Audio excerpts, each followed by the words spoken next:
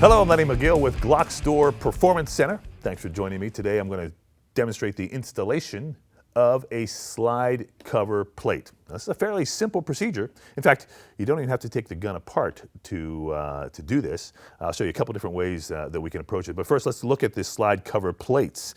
The factory slide cover plate, I want to show you real quick, is right here on the back of the gun. And you'll notice that it has serrations on it. And that is, they're there for a reason, because you want to use your thumb to take this apart. But it is a plastic piece. And oftentimes people approach this the wrong way and they end up prying on it with a screwdriver or a knife trying to get this thing off. And it's really not that difficult if you know how to do it. And that's what this video is all about, because I want to make sure you know how to do it. Now, the other thing you may want to do, and a lot of our customers do, is customize the slide cover plate and get away from the factory plastic blah, boring slide cover plate and use one of our custom slide cover plates that I've got shown right here. These guys are drop-in parts. They fit all the Glocks. So whether you've got a Glock 21, you've got a Glock 17, or you've got a Glock 30, they're all going to work. No matter which Glock you have, the slide cover plate is the same. So first and foremost, what we want to do when we're working on a gun is we want to make sure that it is in fact unloaded. This is a workbench area. There's no ammunition on this bench. There's no ammunition in this room. I'm always cognizant of the fact that I'm in the maintenance cleaning mode and I don't want to have ammunition close to the gun or close to me, because loading and unloading and pulling the trigger is a very automatic reaction for me, because I do it a lot. So I've got to be very aware of the fact that this is cleaning and maintenance. Don't want to have any ammo in the room. Don't want to have any ammo on the table, because if you do, and you handle firearms a lot, an accidental discharge will happen. And there's a saying out there that says, there are those who've had accidental discharges and those who lie. Okay, so bottom line is, let's make sure this gun's unloaded. We're going to do that by keeping our finger off the trigger, dropping the magazine, seeing that it is in fact unloaded as well, and pull a slide back and visually inspect the chamber, and it is in fact empty. So that's the one gun we're going to work on, the Glock 19. I do want to show you another gun real quick while we're here. This is a Glock 24. You won't see a whole lot of these. These are very rare. And this is the 6-inch barrel version of the 40 caliber. You'll see the slide is cut out to reduce the mass so it can function with the 40 caliber round. It's a very cool looking gun. I'll do the same thing. I'll drop the magazine, pull the slide back, visually inspect the chamber. It is in fact unloaded. Pull the trigger in a safe direction. Now we've got two unloaded guns here. Now, to install the slide cover plate, it's fairly simple. And you can do it with really no gunsmithing tools whatsoever, because it's very easy. You can actually do it with a ballpoint pen. But I'm going to use my punch set. This is the punch set that I like to use a lot. I'm going to grab this, not the smallest, but the next size up punch, and use it to depress the firing pin sleeve, spacer sleeve. Now to get to this thing, let's go ahead. I'm going to do it this time without taking the gun apart. I'm just going to go ahead and lock the slide back. I'm going to turn the slide back upside down, and I'm going to notice the back of the slide, okay? And if you look right in here, just underneath the striker, there's a plastic sleeve there. And I'm going to pick the striker up here. Okay, so right there is a plastic sleeve, and you'll see that this plastic sleeve is spring loaded. Let me get in there real quick and I'll push it down. See the spring action there? That's actually the striker spring. Now, that same spring pushes back on this slide cover plate. So for those who try to take the slide cover plate off without taking the pressure of that spring off of the slide cover plate, the interior of the slide cover plate, it's nearly impossible. Now you can do it, but you're going to damage that slide cover plate.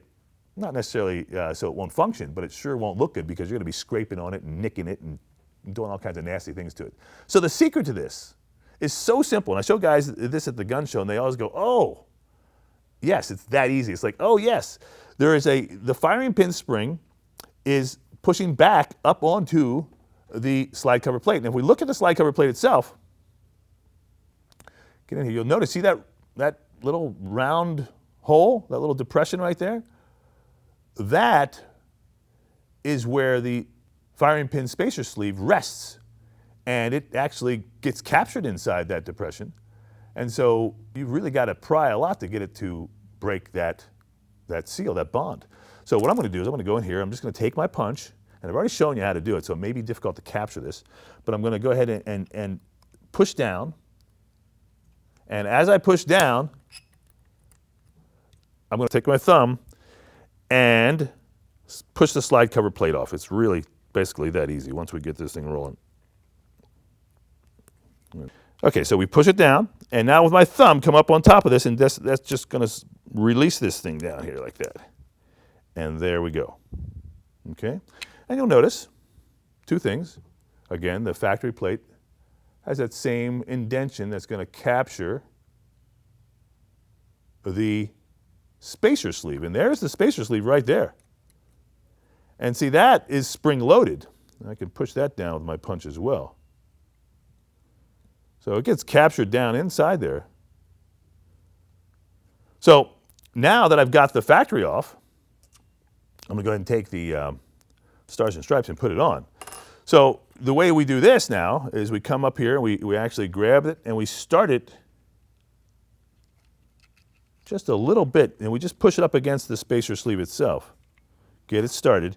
Then I'll take my punch, and I'm going to grab a little thicker punch now so that I can actually push down the spacer sleeve right there like that. I push that down,